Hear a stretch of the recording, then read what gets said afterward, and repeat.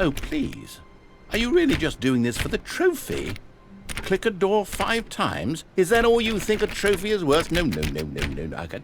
I can't just give these merits away for such little effort. A measly 5 clicks? Now, suppose you were to click the door 20 times. I would say that's the kind of effort that warrants recognition.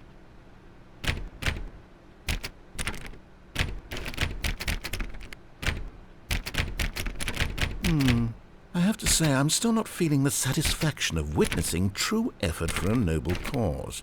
Perhaps 50 clicks will do it. Yes, almost certainly 50 clicks.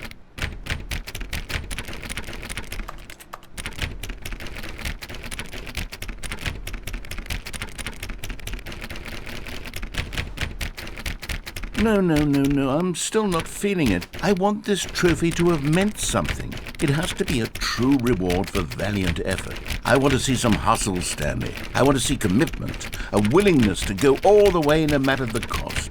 Why don't you go put 20 clicks into door number 417?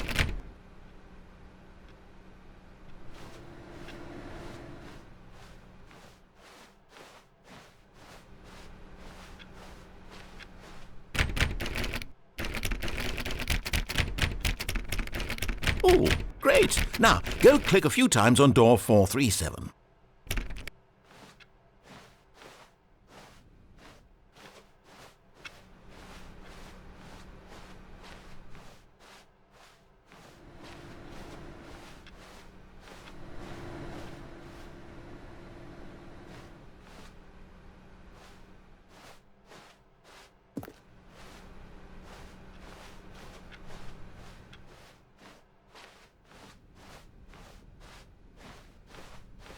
When Stanley came to a set of 2 open doors, he entered the door on his left.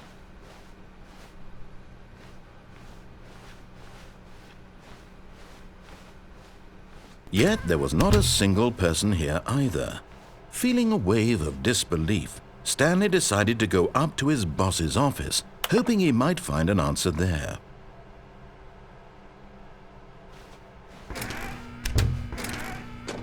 Stanley stepped into the broom closet, but there was nothing here, so he turned around and got back on track.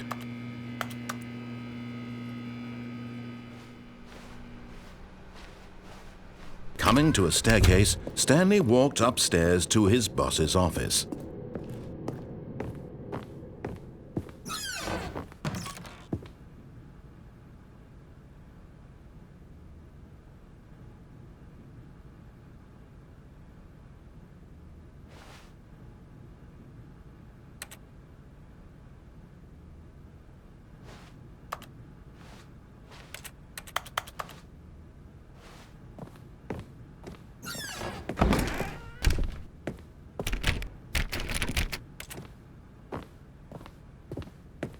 Stepping into his manager's office, Stanley was once again stunned to discover not an indication of any human life.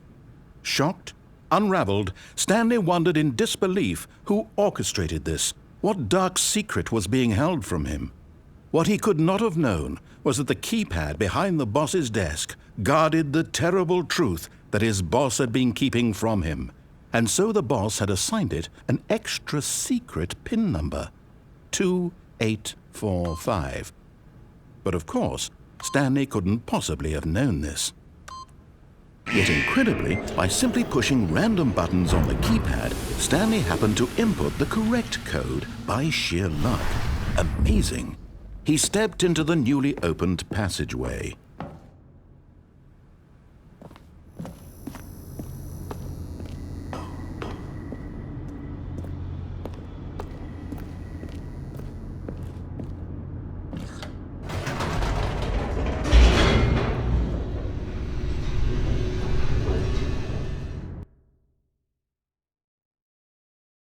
Descending deeper into the building, Stanley realized he felt a bit peculiar.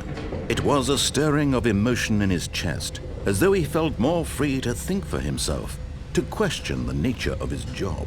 Why did he feel this now, when for years it had never occurred to him? This question would not go unanswered for long.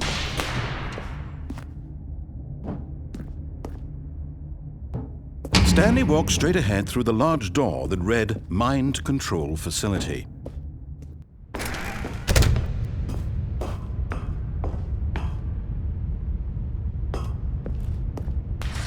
The lights rose on an enormous room packed with television screens. What horrible secret did this place hold? Stanley thought to himself. Did he have the strength to find out?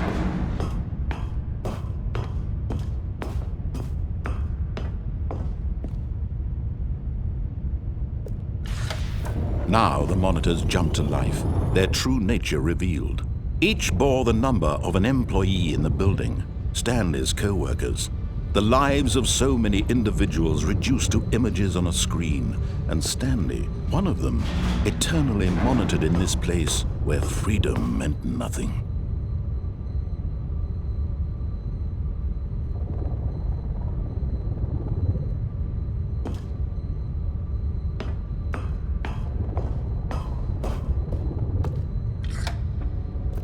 This mind control facility, it was too horrible to believe. It couldn't be true. Had Stanley really been under someone's control all this time? Was this the only reason he was happy with his boring job? That his emotions had been manipulated to accept it blindly? No, he refused to believe it. He couldn't accept it. His own life in someone else's control? Never! It was unthinkable. Wasn't it?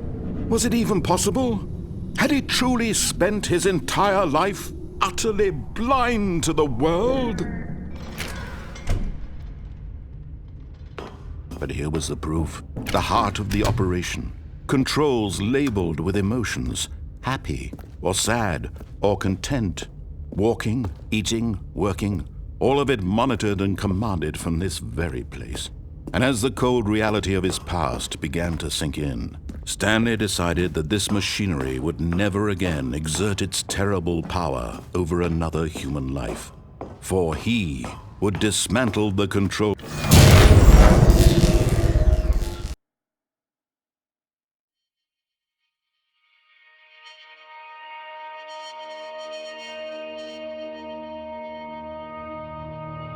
Blackness and a rising chill of uncertainty.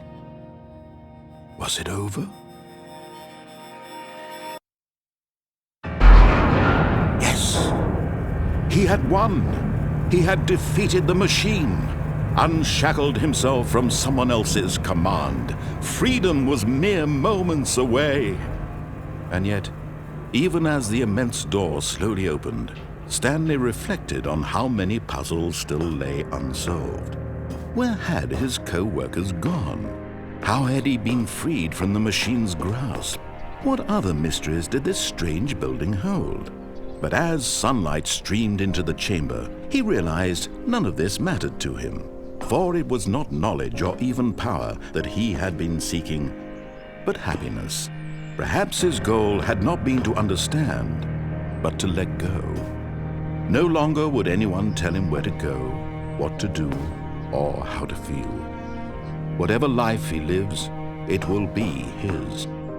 And that was all he needed to know. It was perhaps the only thing worth knowing. Stanley stepped through the open door.